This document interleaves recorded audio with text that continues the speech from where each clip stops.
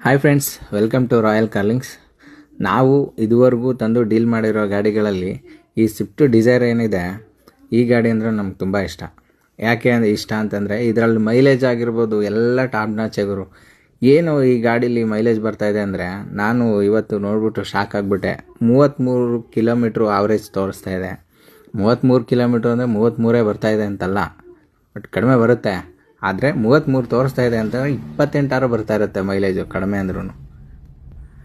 ನಾವು ಎಲ್ಲೊಬ್ಬ ಡ್ರೈವರ್ ಆಗಿದ್ದಂಥವ್ರೆ, ಹಾಗಾಗಿ ಈ ಮೈಲೇಜ್ ಬಗ್ಗೆ ಈಗಲೂ ನಮಗೆ ಇಂಟ್ರೆಸ್ಟು ಕಡಿಮೆ ಆಗಿಲ್ಲ.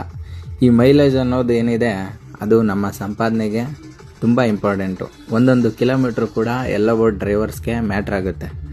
ಅವರೇಜನ್ನು ನಾವು ನೋಡ್ಕೊಳ್ಳೋದ್ರಿಂದ ನಾವು ಗಾಡಿನ ಯಾವ ಥರ ಸ್ಮೂತಾಗಿ ಹ್ಯಾಂಡಲ್ ಮಾಡ್ತಾಯಿದ್ದೀವಿ, ಕ್ಲಚ್ಚು ಪೆಡಲ್ಲು ಎಕ್ಸಲೇಟ್ರು ಎಷ್ಟು ಬೇಕಷ್ಟು ಯೂಸ್ ಮಾಡ್ತಾಯಿದ್ದೀವಿ. ಯಾವಾಗಂದ್ರೆ ಆವಾಗ ಎಷ್ಟು ಬೇಕಷ್ಟು ನಾವು ಕ್ಲಚ್ಚನ್ನು ಪ್ರೆಸ್ ಮಾಡೋದಾಗಿರ್ಬೋದು, ಸ್ಮೂತಾಗಿ ಕ್ಲಚ್ನ ಬಿಡೋದಾಗಿರ್ಬೋದು, ಎಕ್ಸಲೇಟ್ರ್ ಏನಿದೆ ಅದನ್ನು ಸ್ಮೂತಾಗಿ ಕೊಡೋದಾಗಿರ್ಬೋದು, ಸಡನ್ನಾಗಿ ಗೇರ್ ಕಿತ್ತು ಹಾಕ್ದೇನೆ ಅದು ಜರ್ಕೊಡಿಸ್ದೇನೆ ಗಾಡಿನ ಓಡಿಸೋದಾಗಿರ್ಬೋದು, ಇವೆಲ್ಲ ಮ್ಯಾಟ್ರ್ ಆಗ್ತವೆ ಗಾಡೀಲಿ. ಜಾಸ್ತಿ ಸಡನ್ನಾಗಿ ರೈಸ್ ಮಾಡಿ ಮತ್ತು ದಡಾರ ಅಂತ ಬ್ರೇಕ್ ಹೊಡೋದ್ರೆ ಯಾವುದೇ ಕಾರಣಕ್ಕೂ ಮೈಲೇಜ್ ಬರೋಲ್ಲ. ಒಳಗಡೆ ಕೂತಿರೋ ಕಸ್ಟಮರ್ಗೆ ನಾವು ಗೇರ್ ಹಾಕಿರೋದೇ ಗೊತ್ತಾಗಬಾರ್ದು. ನಾವು ಎಷ್ಟು ಲೀಟ್ರ್ ಕೊಟ್ಟರೆ ಆ ಗಾಡಿ ಜರ್ಕೊಡಿಬಾರ್ದು. ಆ ಥರ ಓಡಿಸ್ದಾಗಲೇ ನಮಗೆ ಗಾಡಿ ಮೈಲೇಜ್ ಬರುವಂಥದ್ದು. ಗಾಡಿನ ಸ್ಮೂತಾಗಿ ಪಿಕಪ್ ತಗೊಳಕ್ಕೆ ಬಿಟ್ಬಿಡ್ಬೇಕು. ಅದೇ ಪಿಕಪ್ ತಗೊಳಗೋಗ್ಬೇಕು, ಲೈಟಾಗಿ ಕೊಡಬೇಕು. ಸಡನ್ನಾಗಿ ಒಂದೇ ಸಲ ಪ್ರೆಸ್ ಮಾಡಿ ಹಿಡಿದ್ರೆ ಯಾವುದೇ ಕಾರಣಕ್ಕೂ ಮೈಲೇಜು ಬರೋವಂಥದ್ದಲ್ಲ. ಏಕೆಂದರೆ ಒಂದು ಸಲ ನಾವು ಪ್ರೆಸ್ ಮಾಡಿದಾಗ ಅದರಲ್ಲಿ ಇಂಜೆಕ್ಟ್ರಿಂದ ಈ ಡೀಸೆಲ್ ಏನಿದೆ ಅದು ಸ್ಪ್ರೇ ಆಗಿರುತ್ತೆ, ಜಾಸ್ತಿ ಸ್ಪ್ರೇ ಆಗಿಬಿಟ್ಟಿರುತ್ತೆ. ಆ ಸ್ಪ್ರೇ ಆಗಿರೋದು ಬರ್ನ್ ಆಗಬೇಕಂದ್ರೆ ಅದು ನಾವು ಮತ್ತೆ ದಡಾರ ಅಂತ ಬ್ರೇಕ್ ಹೊಡೆದಾಗ ಯಾವುದೇ ಕಾರಣಕ್ಕೂ ಮೈಲೇಜ್ ಬರೋಲ್ಲ. ಅದೇನು ಆಚೆ ಹೋಗಿರುತ್ತೆ ಡೀಸೆಲ್, ಅದೆಲ್ಲ ವೇಸ್ಟ್ ಆಗುತ್ತೆ.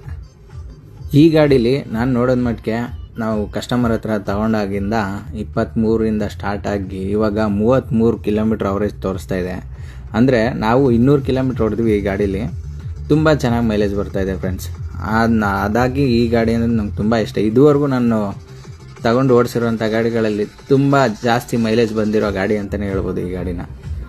ಹಾಗಾಗಿ ಮೈಲೇಜ್ ಅನ್ನೋದು ಎಷ್ಟು ಇಂಪಾರ್ಟೆಂಟು, ಆವ್ರೇಜ್ ಕಿಲೋಮೀಟ್ರ್ ಅನ್ನೋದು ಎಷ್ಟು ಇಂಪಾರ್ಟೆಂಟು, ಅದನ್ನು ಅವಾಗವಾಗ ನೋಡ್ಕೊಬೇಕು ಅನ್ನೋ ಉದ್ದೇಶಕ್ಕೋಸ್ಕರ ನಿಮಗೆ ಗೊತ್ತಾಗಲಿ. ಕೆಲವ್ರಿಗೆ ಗೊತ್ತಿದ್ದರೆ ಏನು ಪರವಾಗಿಲ್ಲ, ಗೊತ್ತಿಲ್ಲದವ್ರು ತಿಳ್ಕೊಳ್ಳಿ ಅಂತ ಈ ವಿಡಿಯೋ ಮಾಡ್ತಾಯಿದ್ದೀನಿ. ಆವ್ರೇಜ್ ಕಿಲೋಮೀಟ್ರನ್ನ ಅವಾಗವಾಗ ಚೆಕ್ ಮಾಡ್ತಾಯಿರಿ, ಅದೇ ನಿಮ್ಮ ಮೈಲೇಜ್ನ ಗುಟ್ಟಾಗಿರುತ್ತೆ. ಥ್ಯಾಂಕ್ ಯು ಫ್ರೆಂಡ್ಸ್, ಇಷ್ಟು ಹೇಳೋಕ್ಕೆ ಇಷ್ಟಪಡ್ತೀನಿ. ಧನ್ಯವಾದಗಳು.